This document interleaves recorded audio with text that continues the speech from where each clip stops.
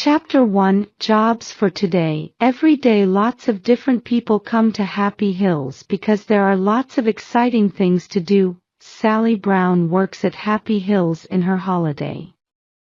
She is a student and she wants to be a teacher. I need the money, she tells her family, and it's an interesting job. But she is always very tired in the evening. The workers at Happy Hills arrive early in the morning.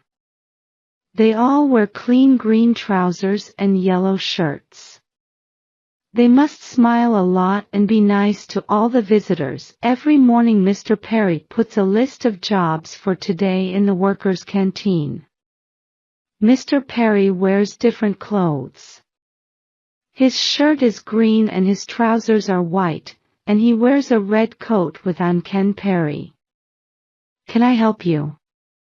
on his pocket. The visitors call him Ken, but all the workers call him Mr. Perry. Today, Sally arrives at Happy Hills at 8 o'clock. On her shirt there is a picture of a smiling face and "Have a happy day" in black and red writing. She goes to the canteen and looks for Mr. Perry's list. What job am I doing today? Sally thinks. Am I making tea, or helping in the children's playhouse? But Sally is wrong. The list says, Sally Brown, Connie Cat. Break, 11 o'clock, oh no, thinks Sally. Nobody likes wearing the costumes. But at Happy Hills the characters are very important. The visitors like to take photos of their children with Cowboy Joe, Charlie Clown, Baby Blue Eyes, Photo Phil, Big John, Connie Cat, Big Apple, Miss Flower, Edward Elephant, and all their friends. Everybody always asks the same questions. Are you very hot in your costume? And how do you eat and drink? Edward Elephant has the best job. He has a bag of water under his costume. He can spray the visitors with water. And Photo Phil and Charlie Clown make everybody laugh. But Connie Cat cannot do that. She can only say meow to the children all day. Sally looks for her costume. A tall man in a cowboy costume is standing beside her. Oh, Sally, says the cowboy. It's me, William. William is a student too. He is Sally's friend. Which costume are you looking for, Connie Cat? When's your break? 11 o'clock, me too. Chapter 2, Here Comes Zap. It is 9 o'clock. The doors open, but there are not many visitors today. They all have invitations and they show them to Mr. Perry. A very famous man is coming to Happy Hills, so Mr. Perry is very excited. Zap's coming today. He's opening the new Zappocopter, says William to Sally. Stop talking and do some work, says Mr. Perry. Zap is a singer. Sally loves listening to his songs and she has all his CDs. There is a picture of him in her room too. The Zappocopter is very exciting. People can sit in little helicopters and go up and down very fast. The visitors stand behind a blue rope and wait for Zap. Please stay behind the rope, says Mr. Perry. Suddenly there is a noise in the sky. Everybody looks up. It's Zap's helicopter, says William. The helicopter comes down and Zap gets out. He smiles at the visitors. Oh, he's wonderful, says a young girl. She gives Zap a flower. He gives her a big smile and says, Thank you. Sally is hot and thirsty in her costume. She wants to talk too, but Mr. Perry is watching. Chapter 3, Zap's new song. Mr. Perry takes the singer to the Zappocopter. Zap cuts the rope. Thank you, Zap. Now please can you sing for us, says Mr. Perry. Okay. But the people must help me, he says. He begins to sing. Everybody knows the song and sings it with him. Thank you, says Zap. You're all wonderful singers. Now look at this. He takes a CD out of his pocket. This is my new song, he says. Please sing it for us, say the TV men. But Zap smiles. No, you must come to my big concert next Saturday. He puts the CD in his pocket again. Now let's go on the Zappocopter, says Zap. He sees a teacher with some children. Would they like to come too? He asks her. Of course, says the teacher. They help the children into the helicopters. Zap smiles and smiles. The photographers take lots of pictures. Photo Phil arrives too. He is one of the Happy Hills characters. He takes a photo of the children and sprays them with water. Everybody laughs. Zap is having a wonderful day. He speaks to the TV people. The photographers take photos of him with all the characters. Zap meets Charlie Clown. Charlie gives him a flower, and the flower sprays him with water. Everybody laughs. Sally meets Zap too, and she is very excited. But she cannot talk to him because she is wearing her cat costume and Mr. Perry is watching. Chapter 4. Where's Zap's CD? Come on, it's 11 o'clock, says William. Let's go to the canteen for our break. We've got 10 minutes. They sit down in the canteen and take off their heads. Sally is thirsty. Her face is hot and red. William is hot and thirsty too. They have a long drink of cold water. That's good, William says. Then he looks at his watch. 11:10, he says. Come on, Sally. Back to work. They finish their drinks and put their heads on again. Suddenly a lot of people come into the canteen. What's the matter? Says William. Zap's CD, says Mr. Perry. He can't find it. Everybody is unhappy, but Zap is angry too. That CD's important, Perry, he says. You must find it. I'm doing my best, Zap, says Mr. Perry. Don't hit me, please. I'm doing my best. A lot of things happen very quickly. The visitors want to go home, but suddenly Mr. Perry closes all the doors. Nobody can leave, he says. I'm sorry, but Zap's CD's very important and we must find it. Mr. Perry makes a telephone call. Very soon 4 police arrive in a big white police car. They ask a lot of questions. The police look everywhere for the CD. They read Mr. Perry's list of visitors. They count the visitors carefully and look in all their pockets and bags. There is a lot of noise. People are angry and tired. They want to go home now. And Zap is speaking very quietly into a little black telephone. Photo Phil goes to him and says, Smile, please, go away, says Zap angrily. Now the police want to talk to the workers. 1 stays with the visitors and 3 police speak to the workers in the canteen. Zap comes with the police. You must find that CD, says Zap. We're doing our best, Zap, say the police. Chapter 5. The 15th character. Sally waits quietly with the other workers. She looks at Mr. Perry's jobs for today list and counts the names.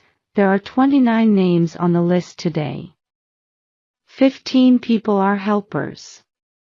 They wear green trousers and yellow shirts and help the visitors. 14 people are characters and wear costumes. Wait a minute, thinks Sally. There are 14 characters on the list. But there are 15 characters here. She reads the list again, very, very carefully. Edward Elephant, yes, he's here. Connie Cat, that's me. Cowboy Joe, that's William. Photo Phil, yes, he's here. Big Apple, yes. Sir Laugh-A-Lot and Lady Love-A-Little. Wait a minute, Charlie Clown isn't on the list, but Charlie's here in this room. Excuse me, Mr. Perry, says Sally. There are 14 characters on your list, but there are 15 in the room now. Charlie Clown isn't on the list, but he's here. Mr. Perry reads the list and counts the characters. You're right, Sally, he says. Take off your heads. Mr. Perry says to the characters. They take off their heads. Charlie Clown is a woman. Why are you wearing that costume? Asks Mr. Perry. The woman begins to run away, but William stops her. The police take off her costume and find a big pocket. In it they find Zapp's CD. The singer smiles again. It is Saturday night. Sally and William are in London because they are going to Zapp's concert. There are lots of excited people and TV photographers outside the hall. Everybody wants to hear Zapp's new song. Where are your tickets? Says the man at the door to Sally. We haven't got any tickets, says Sally. The man begins to look angry. Sally smiles and takes something out of her pocket. Is this invitation okay? It's from Zapp. Jake arrives at Euston Station in London. It is a holiday weekend and it is his first time away from Manchester. Jake is 18 years old and he lives with his family. Now he is in London. He is very happy. He stops and looks at his map. I can go to the Notting Hill Carnival and I can see some interesting places from the bus too, he thinks. Jake is sitting on a red London bus behind a big family. The children are standing at the windows. They are looking for famous places. Look. There's Madame Tussauds. Can we go there? Not today, their mother answers. We're going to the carnival. They're going to Notting Hill too, Jake thinks. It is a hot afternoon and Jake is sitting on a bench in Notting Hill. Suddenly, he sees some people in costumes. They have balloons and drams in their hands. Does the carnival start here? Jake asks Mel, a girl in a green dress. Yes, near here. Look at the floats, she says. Listen to the music. The procession is starting. Suddenly, a tall girl runs to the first float. Her costume is yellow and red and she has feathers in her hair. The young men on the float shout to her, quickly, Maria. You're late, sorry, a little problem with my job, she says. But it's okay now. The band moves slowly down the street. Jake looks at the beautiful tall girl in her carnival costume. Their eyes meet and she smiles at him. Suddenly, he knows. It's love. Jake's new friends are standing and waiting for him. But he walks away from them. He can only see Maria. Mel talks to Jake, but he doesn't hear her. She looks at Maria and she understands. The carnival procession moves down the street. On the floats people are dancing to the music. Some people in the street are dancing too.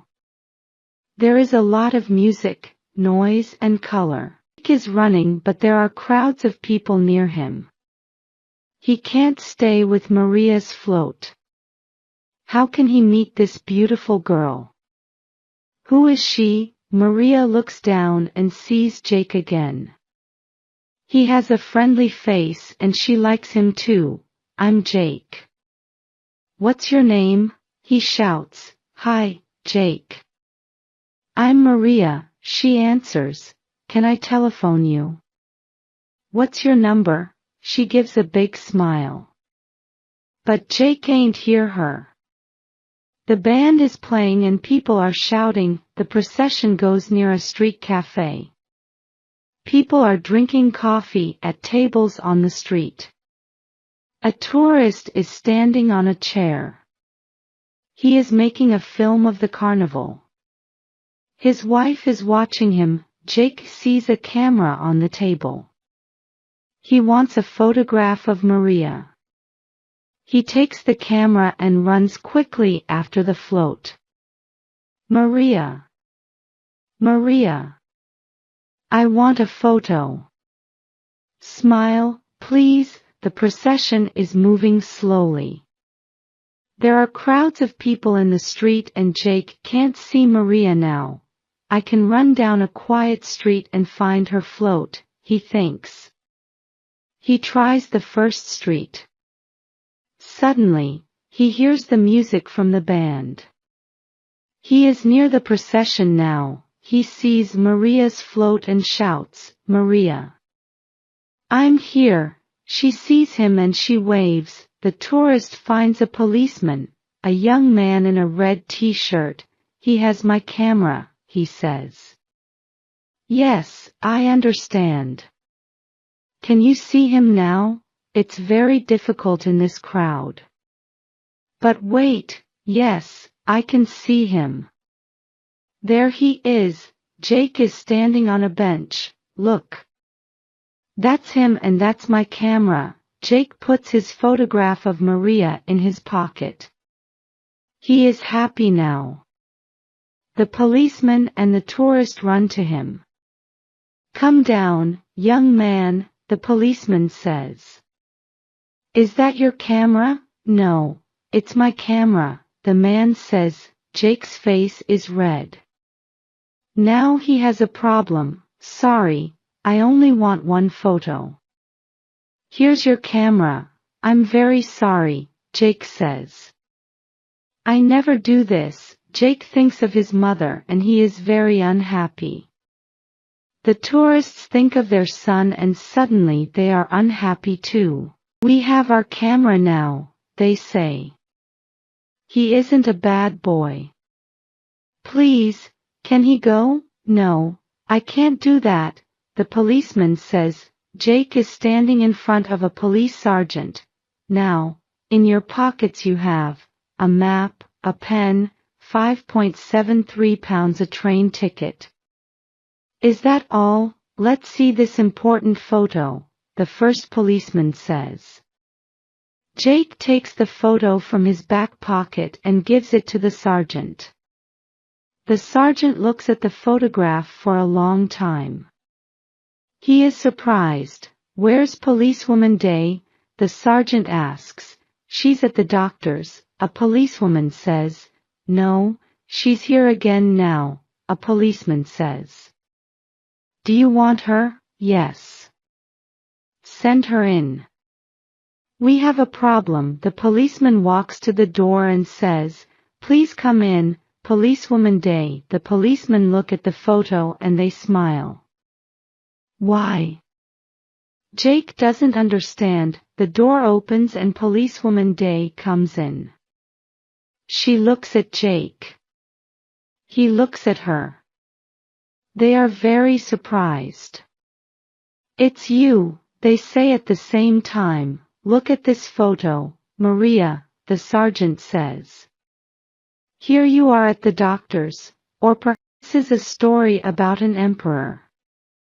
He loved new clothes, and he had different clothes for every hour of the day. one day 2 men visited him. They liked money, but they did not want to work for it. "We can make wonderful cloth," they said. "It's very beautiful cloth, so only clever people can see it.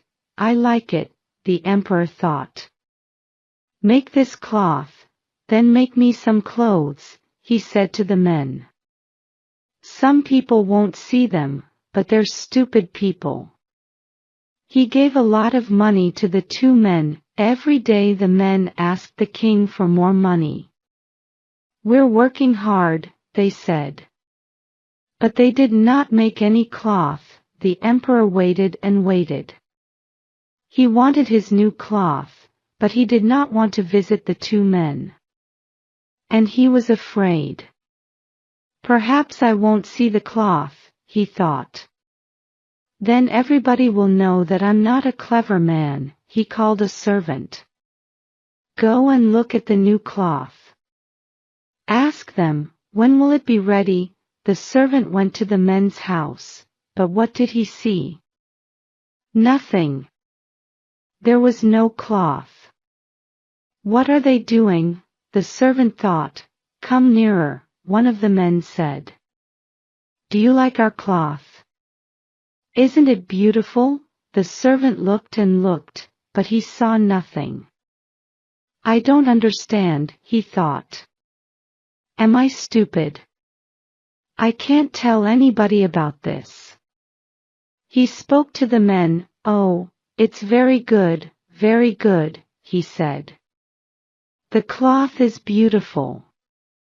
I'll tell the emperor." The emperor waited for 2 more weeks, then he called another servant. "When will the cloth be ready?" he cried.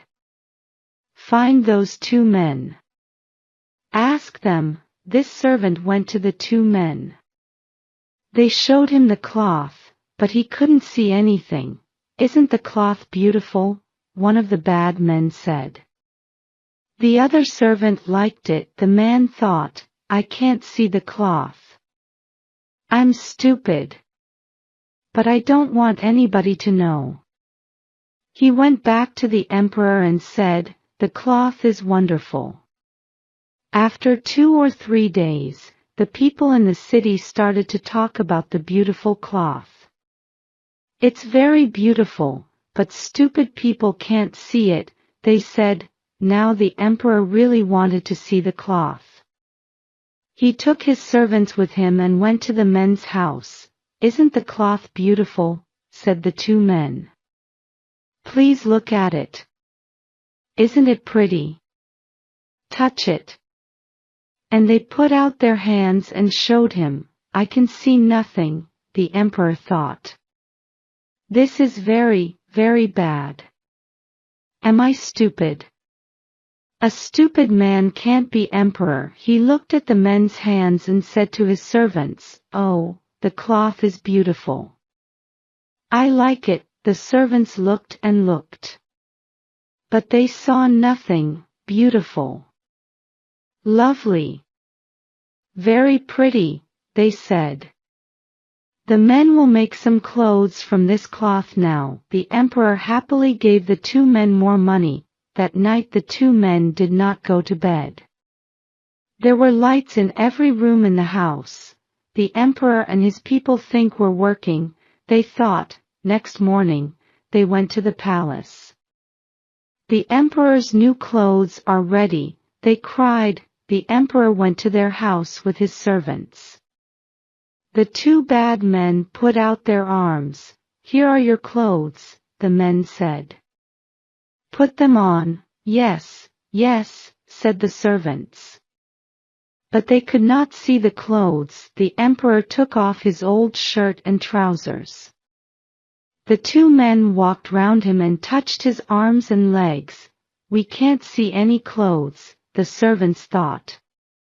But they said nothing. "You look wonderful in your new clothes," everybody cried.